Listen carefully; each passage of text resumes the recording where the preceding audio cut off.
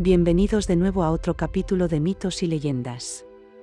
En nuestro anterior vídeo, dejamos a nuestros ilustres protagonistas, Sócrates, Trasímaco y Glaucón, reflexionando sobre las implicaciones que la leyenda del anillo de Giges arrojaba sobre la idea de la justicia y la moralidad del alma humana. Después de que la fábula del anillo de Giges arrojara luz sobre las complejidades de la moral y la justicia, la conversación entre Sócrates, Trasímaco y Glaucón continuó su curso, planteándose una serie de preguntas y respuestas. Sócrates, como era su costumbre, buscaba profundizar en las ideas y los conceptos planteados por sus interlocutores. Fue en este punto cuando Sócrates recurrió al mito de Er, una historia que había escuchado en el pasado, y que consideraba relevante para ilustrar sus argumentos sobre la naturaleza de la justicia, de la moralidad, y la recompensa o el castigo en el más allá. Este mito, que se desarrolla al final de la República de Platón, ofreció a Sócrates la oportunidad de explorar nuevas ideas sobre la recompensa o el castigo después de la vida terrenal, donde las acciones humanas, ya fueran de conocimiento público o secretos bien guardados en el fondo del corazón, serían juzgadas por tribunales divinos a los que nada se puede ocultar. Sócrates utilizó el mito de Er para estimular el diálogo sobre la virtud como un preciado bien del alma, y el vicio como elemento corruptor de ésta. Las ideas centrales que refiere esta narración son la inmortalidad del alma, la existencia de premios y castigos expiatorios en el plano espiritual, la armonía entre libertad y destino, la sabiduría y la justicia como virtud, el equilibrio del propio cosmos, la conexión de los dioses con las elecciones humanas y la transmigración de las almas. Se dice que Er era un ciudadano de Panfilia, una región ubicada cerca de la actual ciudad de Antalya, y según la narración de Sócrates, participó en una batalla en la que resultó malherido, falleciendo poco después. En el fragor de la batalla sus compañeros no pudieron recoger su cuerpo y lo dejaron allí, con la intención de regresar cuando fuera posible y darle el correspondiente funeral. Transcurrieron 10 días antes de que su cuerpo, junto con otros muchos cadáveres de soldados caídos, pudiera ser recogido por sus compañeros, pero ante la sorpresa de estos, el cuerpo de Er permanecía sin descomponerse, en lugar de muerto parecía estar dormido, salvo que no respiraba. 2 días más tarde, y ante el asombro de todos los presentes, Er retornó a la vida, en el preciso momento que iba a ser incinerado en la pira funeraria. Fue entonces cuando Er comenzó a relatar todo lo que había experimentado durante ese tiempo, en el que había estado realmente muerto y su alma viajó a otro lugar desconocido, al más allá. La intención de Sócrates al narrar esta leyenda era introducir la idea de que las personas morales y justas son recompensadas en otra vida, en un plano espiritual, mientras que las acciones inmorales y depravadas son castigadas acorde a sus transgresiones. Al contrario de lo que ocurría con la justicia humana, en el plano espiritual nadie podía esconder sus pecados, ni evitar las consecuencias de sus actos. El soldado Er describió con todo detalle cómo su alma había salido de su cuerpo, y viajado con otras muchas hasta llegar a un lugar maravilloso, una extensa llanura donde se daban cita todas las almas que habían abandonado el cuerpo, y donde se veía un abismo que se introducía en la tierra, y un pasillo que conducía hasta el cielo, muy próximos uno del otro. En este lugar, Er observa cómo la multitud de almas es seleccionada por unos jueces, y sentenciada a transitar por uno de los dos caminos, el que conduce hasta el cielo, reservado solo para los justos, o el otro, el que se introduce en las entrañas de la tierra, reservado para los culpables de injusticia. Según la narración de Sócrates, el primero es un lugar de dicha y belleza, donde las almas son felices, en tanto que en el segundo abundan los sufrimientos y castigos espantosos.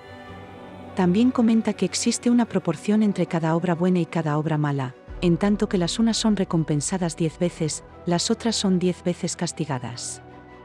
Cada castigo tenía una duración de 100 años, con lo cual deberían expiar sus pecados durante 1000 años. Los castigos más severos eran los de maldad por tiranía, y sancionados más gravemente si se trataba de delitos por impiedad con los padres o con los dioses, y el homicidio a mano armada.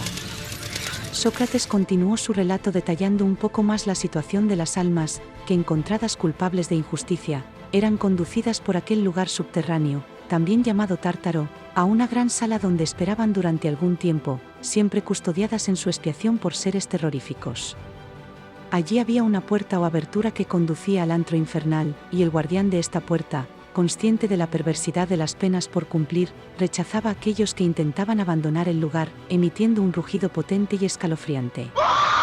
Junto a esta puerta, se hallaban unos hombres de aspecto salvaje y encendidos en llamas, que desollaban y desgarraban sin piedad a las almas allí custodiadas. Sócrates continuó con la narración de lo que el soldado había experimentado en aquel lugar, una vez que las almas habían concluido con la pena impuesta, o con la recompensa recibida, eran conducidas ante una corte divina reunida en torno al uso de la diosa Necesidad, también conocida con el nombre de Ananke. Por medio de esta rueca, quedaban sincronizados los movimientos de los astros y el mundo de los humanos, en una verdadera armonía cósmica. 8 sirenas acompañaban con su canto la escena, mientras que las Moiras, Láquesis, Cloto y Atropos, las hijas de la Necesidad, mantenían en constante movimiento la rueca de los destinos.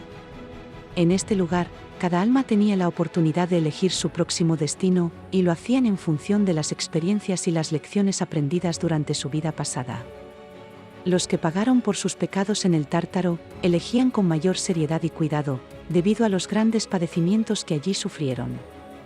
Podían elegir regresar como hombre o mujer, o como un animal de su elección, pero las condiciones las dictaba la rueca, al azar, y luego dispuesto irremisiblemente por el hilar de las Moiras. En su próxima vida podrían experimentar venturas o desventuras, mendicidad o riqueza, vigor o debilidad física, salud o enfermedad, mando o sometimiento, independientemente de la clase de ser en el que hubieran decidido reencarnarse. Se dice que algunos héroes griegos, tales como Agamenón y Orfeo, que por su odio hacia la humanidad y las mujeres, optaron por la vida del águila y del cisne, y que Ulises, que debido a las fatigas sufridas durante su largo viaje de regreso, decidió asumir la condición de hombre común, sin fama ni ambición. Según este relato, para efectuar su elección contaban con un cierto tiempo, transcurrido el cual, el destino elegido sería irreversible en su renacimiento. El siguiente paso era la marcha de las almas por el campo del olvido, bajo un calor abrasador. Esto las forzaba a beber del río que por allí discurre, llamado de la despreocupación, aunque al hacerlo olvidaban todas las cosas pasadas. Finalmente, se cuenta que estando el soldado acampando allí, llegó la medianoche, con un gran trueno y un potente temblor. Entonces las almas fueron llevadas a un nuevo lugar, dispuestas para emprender su nuevo nacimiento. Al soldado se le prohibió beber del río, posiblemente para que pudiera contar su historia, y según contó, una vez acontecido todo esto, de pronto se vio de nuevo en su cuerpo, sobre la pira funeraria. Sócrates instó a Glaucón a tener presente las enseñanzas de este mito, puesto que si tenemos un alma inmortal, y capaz de mantenerse firme ante todos los males y todos los bienes, nos dirigiremos siempre al camino que va hacia arriba, y practicaremos siempre la justicia, acompañada de sabiduría, para que seamos amigos entre nosotros y con los dioses.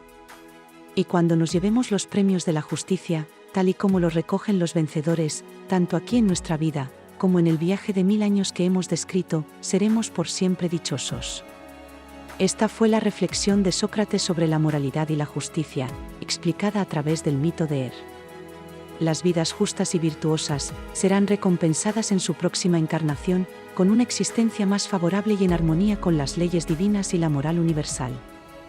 Gracias por acompañarnos y hasta pronto.